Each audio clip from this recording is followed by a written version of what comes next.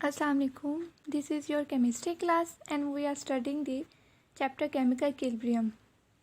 Today's topic is reversible reaction and dynamic equilibrium. Previous lecture में भी हमने यही टॉपिक पढ़ा था, लेकिन उसमें हमने एग्जांपल ली थी हाइड्रोजन आयोडाइड की। आज हमने एग्जांपल लेनी है कैल्शियम कार्बोनेट की। कैल्शियम कार्बोनेट फॉर्मेशन अगर मैं इस इक्वेशन से शो करूँ तो इसमें देखो calcium oxide solid react with carbon dioxide gas and form calcium carbonate solid. This S and G shows the states of these reactants. मतलब कि ये S जो है इसका मतलब है सॉलिड और ये G का मतलब है गैस। अब ये जो हमने कैल्शियम कार्बोनेट की फॉर्मेशन है या इसकी हमने जो डिकम्पोजिशन करनी है, इसमें हमने 2 वेज में करनी है। एक जो है वो ओपन फ्लास्क में हम इसे हीट करेंगे और दूसरा जो है इसे क्लोज फ्लास्क में करेंगे। ओपन फ्लास्क में अगर आप देखो कि ये मैंने एक ओपन फ्लास्क ली है, इसके अंदर मैंने कैल्शियम कार्बोनेट को डाल दिया और इसे हीट किया है। आप देखो हीट करने से कैल्शियम ऑक्साइड बन जाएगा सॉलिड में और साथ में कार्बन डाइऑक्साइड गैस बनेगी। चूँकि ये फ्लास्क जो है ये ओपन है, इस वजह से जितनी भी गैस थी वो सारी इसमें से स्कैप आउट हो जाएगी, ठीक है।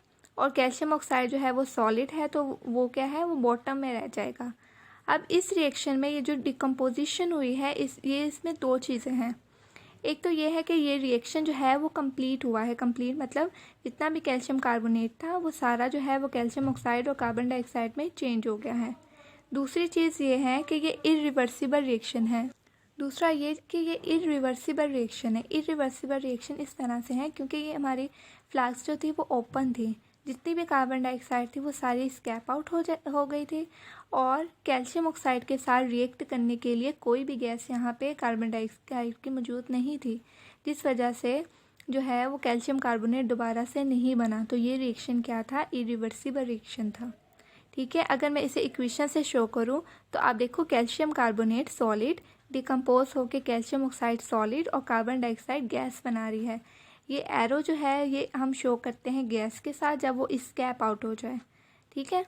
अब इसी रिएक्शन को मैं कर रही हूँ क्लोज फ्लास्क के अंदर, ठीक है। क्लोज फ्लास्क में आप देखो इसी रिएक्शन को, ये मैंने एक फ्लास्क लिया, ये फ्लास्क के ऊपर लिड लगा दिया है, ठीक है।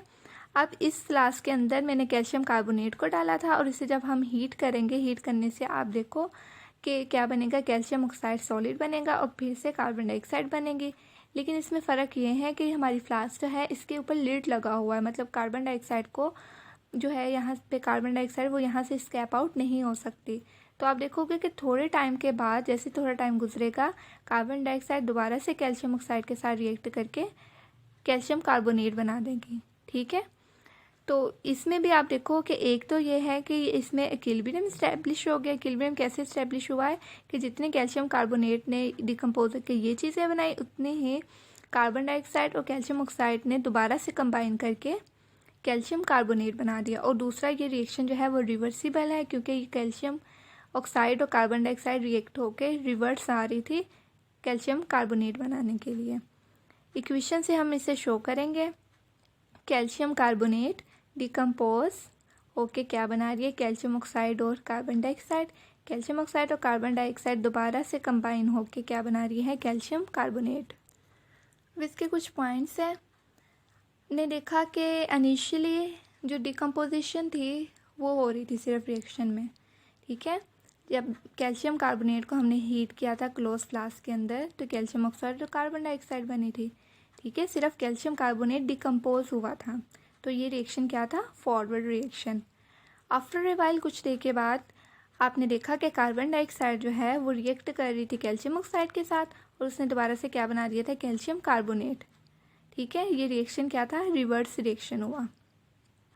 स्टार्ट में आपने देखा फॉरवर्ड रिएक्शन जो था वो फास्ट था और रिवर्स रिएक्शन जो स्लो था। वो क्यों था, क्योंकि स्टार्ट में हमारे पास तो सिर्फ ये था कैल्शियम कार्बोनेट, ठीक है। तो कैल्शियम कार्बोनेट ने डिकम्पोज होकर कैल्शियम ऑक्साइड और कार्बन डाइऑक्साइड बनाना था, इस वजह से फॉरवर्ड रिएक्शन फास्ट था और रिवर्स रिएक्शन स्लो था क्योंकि ये चीज़ें हमारे पास कम थी, ठीक है। लेकिन टाइम गुजरने के बाद जब हमारे पास ये प्रोडक्ट्स ज़्यादा होगी तो इन्होंने भी आपस में कंबाइन करके कैल्शियम कार्बोनेट बनाना शुरू कर दिया। तो आपने देखा कि इवेंचुअली रिवर्स रिएक्शन फिर क्या हुआ, स्पीड अप हो गया, ये रिवर्स रिएक्शन स्पीड अप हो गया और दोनों के रेट जो थे वो फिर बराबर हो गए। ठीक है, forward reaction is equal to reverse reaction, मतलब जितना फॉरवर्ड रिएक्शन था उतना ही क्या हुआ, रिवर्स रिएक्शन हो गया। लेकिन इन दोनों की जो डायरेक्शन थी वो क्या थी, ऑपोजिट थी। फॉरवर्ड आगे की तरफ जा रहा था और रिवर्स जो है वो पीछे की तरफ आ रहा था। तो ये जो केमिकल इक्विलिब्रियम इस्टेब्लिश हुआ, इक्विलिब्रियम, जब भी हम इक्विलिब्रियम की बात करते हैं तो हमारे जहन में एक चीज़ आती है, इक्विलिब्रियम का मतलब है बैलेंस, मतलब कोई चीज़ जब बैलेंस हो जाए। ठीक है, बैलेंस हो जाए उसे हम कहते हैं कि वो इक्विलिब्रियम पे आ गई है। अब ये बैलेंस दो तरह से हो सकता है, टू वेज में।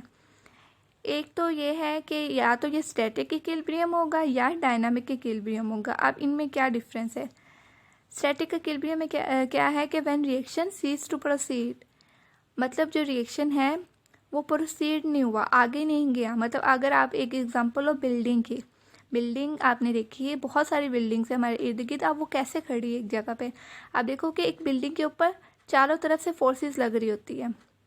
ठीक है, अगर मैं यहाँ पे ये बिल्डिंग ड्रा कर दूँ, ये रफ सी, ठीक है, इस बिल्डिंग में आप देखो कि हर तरफ से फोर्सेस लग रही है। इस फोर्सेस लगने की वजह से अब ये सारी फोर्सेस जो है ये एक दूसरे के इफ़ेक्ट को निगलेक्ट ख़त्म कर रही है, ज़ीरो कर रही है। ठीक है, जिस वजह से ये बिल्डिंग जो है वो एक जगह पे खड़ी है। अगर आप देखते हैं कि सिर्फ फोर्सेस इस तरफ से लग रही है, ये फोर्सेस नहीं लग रही इस तरफ। ठीक है, ये ख़त्म कर दूँ और मैं कहूँ कि फोर्सेस जो है सारी इस तरफ से लग रही है। ठीक है, इस तरफ से लग रही है, तो आप देखो कि बिल्डिंग जो है वो इस तरफ गिर जानी थी, क्योंकि इस तरफ फोर्सेस ज़्यादा है, इधर कोई भी नहीं है। ठीक है, तो अगर फोर्सेस ऑल तमाम तरफ से जो है वो लग रही हो तो हम कहते हैं कि वो जो है बिल्डिंग जो है वो एक जगह पे स्टैंड है। ठीक है, दूसरी एग्जांपल जो है उसमें है डायनामिक इक्विलिब्रियम की। डायनामिक इक्विलिब्रियम में हमने अब तक जो एग्जांपल की हाइड्रोजन आयोडाइड और कैल्शियम ऑक्साइड, कैल्शियम कार्बोनेट की, उसमें आप देखो कि उसमें फॉरवर्ड रिएक्शन रेट इक्वल था रिवर्स रिएक्शन रेट के। ठीक है, जब भी फॉरवर्ड रिएक्शन और रिवर्स रिएक्शन दोनों इक्वल आ जाए तो उसे हम कहते हैं ये क्या है, डायनामिक इक्विलिब्रियम है। तो आज के लेक्चर में हमारे 3 क्वेश्चंस हैं, एक लॉन्ग क्वेश्चन है और 2 short. Long question reversible reaction with example of calcium carbonate और शॉर्ट क्वेश्चन में definition static equilibrium and dynamic equilibrium.